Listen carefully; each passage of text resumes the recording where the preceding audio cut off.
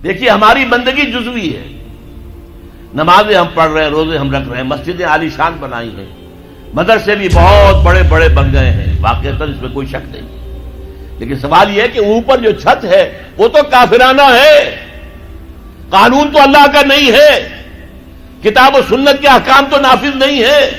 ہاں نماز ہے، روزہ ہے، حج ہے، زکوٰۃ ہے، تو نماز اور روزہ تو ہندوستان میں بھی ہو رہا ہے، وہ تو چند ایک مسجدیں ہیں جنہیں وہ تاریخی اعتبار سے کہتے ہیں کہ یہ ہمارے مندر ہوتے تھے جنہیں مسجد بنایا گیا، ورنہ وہاں پر ہزاروں لاکھوں مسجدیں ہیں، آباد ہیں، لوگ نمازیں پڑھتے ہیں، کوئی روکتا ہے انہیں؟ ہم نے یہ ملک بنایا تھا کہ یہاں اسلام کا نظام قائم کریں گے۔ نماز تو آپ امریکہ میں جا کر پڑھیے، امریکہ کو کوئی اعتراض ہی نہیں۔ You have come here, you have purchased synagogues and churches and you have turned them into mosques.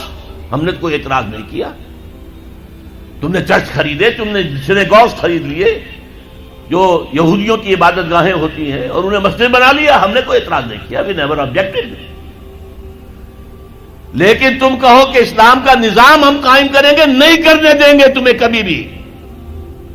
تم چاہو کہ تم اسلام کا معاشی نظام قائم کرو، کبھی اجازت نہیں دیں گے۔ تم چاہو کہ اسلام کی معاشرتی اقدار کو تم قائم کرو، کبھی نہیں کرنے دیں گے۔ یہ ہے اس وقت جو ہمارے ساتھ پیش آ رہا ہے معاملہ، پورا مغرب اس پر اڑا ہوا ہے، اسلامی نظام کہیں نہیں آنے دیں گے۔ ہاں نمازیں پڑھو، ہمیں کوئی اعتراض نہیں، روزے رکھو، تم روزے 30 کی بجائے 100 رکھو، ہمارا کیا لیتے ہو؟ تمہاری کمزوری ہو جائے گی، ہم تو تمہیں لیبر اسی وقت دیں گے جب پورے 8 گھنٹے کام کرو گے ڈٹ کر، اس میں کوئی رعایت نہیں کریں گے تمہارے ساتھ۔ بہرحال سوال یہ ہے کہ میں کیا کروں، کوئی راستہ ہے؟ دیکھیے کنویں میں، اب آج کل تو وہ کنویں اس طرح کے ہیں نہیں، دیہات میں تو ہے، کنویں میں کتا گر گیا، بلی گر گئی، مردار ہے کنویں کے اندر، کنویں کا پانی حرام ہو گیا، نجس ہو گیا، لیکن آخر کو راستہ تو ہے نا بھائی، اتنا پہلے تو اس کتے کو یا اس بلی کی لاش کو نکال کے باہر پھینکو، اور پھر اتنے ڈول اور نکال کر باہر پھینک دو، پھر وہ پانی صاف ہے۔ اس کا کیا نام ہے؟ کفارہ۔ اسی طرح رمضان کا روزہ تھا، آپ سے صبر نہیں کیا گیا، اپنی بیوی سے ہم بستری کر بیٹھے دوپہر کے وقت، روزہ ٹوٹ گیا، اب کیا ہے؟ اس کی گناہ کی کوئی بدل بھی ہے؟ ہاں ہے، 60 روزے رکھو اب متواتر پے بپے، 60 روزے، تب کفارہ ہوگا اس گناہ کا، تم نے فرض روزہ توڑ دیا۔ ہاں اگر نفلی روزہ تھا تو توڑ دیا تو صرف اس کی قضا دینی ہوگی بس، فرض روزہ اسے توڑ دیا ہے تو اس کے لیے تو 2 مہینے کے 60 روزے پے بپے رکھنے پڑیں۔ تو اب ہم جو کفر کے تحت زندگی گزار رہے ہیں اور اس اعتبار سے اللہ کی نگاہ میں ہم کافر ہیں، لیکن سوال یہ ہے کہ جائیں تو کہاں جائیں، کریں تو کیا کریں؟ نظام کفر کا ہے، قرآن کہتا ہے وَمَن لَّمْ يَحْكُم بِمَا أَنزَلَ اللَّهُ فَأُولَٰئِكَ هُمُ الْكَافِرُونَ۔ جو لوگ قرآن کی، اللہ کی اتاری ہوئی شریعت کے مطابق فیصلے نہیں کرتے، وہی تو کافر ہے۔ کافر کسے کہتے ہیں؟ اقبال نے کہا نا، بتوں سے تجھ کو امید ہے، خدا سے نو امیدی، مجھے بتا تو صحیح اور کافری کیا ہے؟ تمہاری ساری امیدیں امریکہ کے ساتھ وابستہ ہیں، وہ مسئلہ طے کرا دے، وہ یہ کرا دے، وہ کرا دے، وہ معاملہ ہمارا، وہی تو سب سے بڑا چور وہی ہے، سب سے بڑا ڈاکو وہی ہے، سب سے بڑا اسلام کا مخالف وہی ہے، اور اسی کے پاس ہم جاتے ہیں۔ قرآن کا فتویٰ تو یہ کہ تم کافر ہو۔ ہاں انفرادی طور پر تم مسلمان ہو، اجتماعی طور پر قومی سطح پر تم کافر ہو۔ وَمَن لَّمْ يَحْكُم بِمَا أَنزَلَ اللَّهُ فَأُولَٰئِكَ هُمُ الْكَافِرُونَ۔ یہ 7واں رکوع ہے سورہ مائدہ کا، اور پھر فرمایا وَمَن لَّمْ يَحْكُم بِمَا أَنزَلَ اللَّهُ فَأُولَٰئِكَ هُمُ الظَّالِمُونَ۔ جو اللہ کے اتارے ہوئے قانون کے مطابق فیصلے نہیں کرتے وہی تو مشرک ہیں، اللہ کے حکم کو چھوڑ کے کسی اور کے حکم پر فیصلہ کر رہے ہو، اس سے بڑا شرک کیا ہوگا؟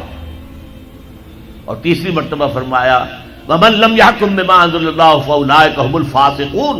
وہی تو فاسق ہیں، فاجر ہیں، وہی تو سرکش ہیں، وہی تو باغی ہیں، وہی تو غدار ہیں اللہ کے، جو اللہ کی شریعت کے مطابق فیصلے نہیں کرتے۔ اب ان 3 آیتوں کی روح سے سمجھ لیجئے ہم کہاں کھڑے ہیں، کیا کر رہے ہیں۔ دیکھیے میں آپ کو ایک مثال دیتا ہوں، ہماری آبادی کا میں سمجھتا ہوں اکثریت تو وہ ہے جو نماز روزے کی بھی پابند نہیں ہے۔ ان چیزوں کا چرچا شہروں میں زیادہ، دیہات میں بہت کم رہ گیا، بہت کم، بہت کم۔ اور ہماری 70% آبادی دیہات کے اندر ہے۔ اچھا، جو نمازیں پڑھتے روزے رکھتے ہیں، خاص طور پر شہروں کے کاروباری لوگ، وہ بلیک مارکیٹنگ بھی کرتے ہیں، وہ حسابات بھی غلط دیتے ہیں، جھوٹ بولتے ہیں، جھوٹ یا حلف اٹھاتے ہیں کہ یہ حساب ہم حلفیہ میں کہہ رہا ہوں یہ حساب صحیح ہے، جبکہ حساب غلط ہے۔ سودی کاروبار کرتے ہیں، اپنے کاروبار کو بڑھانے کے لیے سود کا قرضہ لیا ہے، سودی قرضہ لیا بینک سے، اپنی بلڈنگ بنانے کے لیے بہت بڑی قرضہ لیا ہے بینک سے، تو ان کی عبادت کیا ہوئی؟ وہ اس آیت کے ذیل میں آ گئے کہ نہیں؟ افتؤمنون ببعض الکتاب وتکفرون ببعض فما جزاء من يفعل ذلك منكم الا خزي في الحياة الدنيا ويوم القيامة يردون الى اشد العذاب وما الله بغافل عما تعملون۔ لیکن میں ان کو بھی چھوڑتا ہوں۔ فرض کیجئے ایک شخص ہے، نماز پڑھتا ہے پوری 5 وقتہ مسجد میں، رمضان کے روزے رکھتا ہے، اور بھی اللہ توفیق دیتا ہے، ایام 20 کے روزے رکھ لیتا ہے، یا ہفتے میں 2 روزے رکھتا ہے، سوموار کے اور جمعرات کے وغیرہ، زکوٰۃ دیتا ہے، کاروبار بھی سارے حلال کر رہا ہے، حرام نہیں کر رہا، سود میں بھی براہ راست ملوث نہیں ہے، نہ پیسہ سود پہ اوپر بینک میں رکھ کر سود کھایا، نہ سود پر قرضہ لے کر کوئی اپنا کاروبار بڑھایا، نہ کوئی اپنا کارخانہ لگایا، نہ کوئی اپنی بلڈنگ اونچی بنائی۔ پردہ بھی اس نے اپنے گھر میں بالکل شرعی نافذ کر دیا۔ وہ اس پورے اسلام پر کاربند ہے جس میں وہ کاربند ہو سکتا ہے اس وقت، لیکن وہ اس قوم کا فرد ہے جو قوم اللہ کے فتوے کے مطابق کافر قوم ہے، جو اللہ کے فتوے کے مطابق مشرک قوم ہے، جو اللہ کے فیصلے کے مطابق فاسق و فاجر قوم ہے۔ قوم کے فرد تو ہم اسی کے ہیں۔ چور کا ہاتھ تو نہیں کاٹا جا رہا، ڈاکوؤں کو وہ سزا تو نہیں جا رہی سورہ مائدہ میں جو آئی ہے، ان کے ہاتھ اور پاؤں مقابل سم سے کاٹ دیے جائیں، یا یہ کہ انہیں ملک سے باہر دفع کر دیا جائے، قتلوا تقتیلا، ان کے ٹکڑے کر دیے جائیں۔ ڈاکوؤں کو کوئی سزا ملتی ہے ایسے؟ اول تو پکڑنے کا کیا سوال، پکڑ گئے تو رشوتیں دے کر چھوٹ جائیں گے، یہاں تو عدل بھی جو ہے خریدا جا سکتا ہے بڑے آرام سے، اور نہیں تو 4-6 مہینے جیل میں رہ لیں گے۔ وہاں بھی ان کا بڑا راج ہوتا ہے، جو ڈاکو ہوں ان کی تو ہیبت ہوتی ہے، جیل کے صدری خود ان سے ڈرتے ہیں، ساری چیزیں حرام ان کے پاس وہاں بھی پہنچتی ہیں، جیل کے اندر نکل آئیں گے۔ اللہ خیر صلی اللہ، کہیں شرعی سزا دی گئی کسی ڈاکو کو؟ یہاں